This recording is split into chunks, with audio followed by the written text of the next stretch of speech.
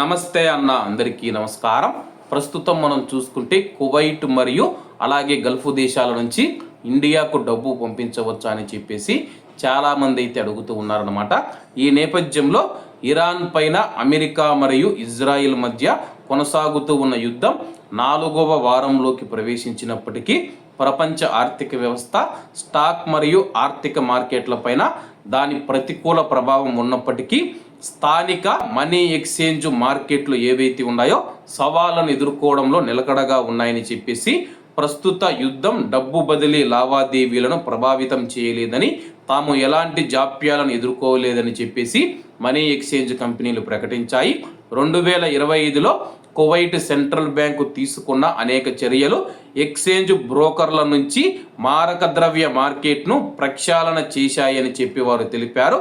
Kuwait federation of exchange కంపెనీల chairman Abdul నజీజ్ all Mullah గారు మాట్లాడుతూ, యుద్ధం ప్రారంభమైనప్పటి నుంచి స్థానిక ఎక్స్చేంజ్ కంపెనీలలో డబ్బు బదిలీలు సాధారణ రేట్లలోనే కొనసాగుతూ ఉన్నాయని చెప్పి, ఈ సంక్షోభ సమయంలో డబ్బు బదిలీల డిమాండ్ తగ్గి ఉండవచ్చని, అయితే ఆన్లైన్ చెల్లింపు రేట్లు పెరగడం వల్ల గతంలో ఎక్స్చేంజ్ మార్కెట్లో కనిపించిన రద్దీ తగ్గిందని చెప్పి ఆయన స్పష్టం చేశారు.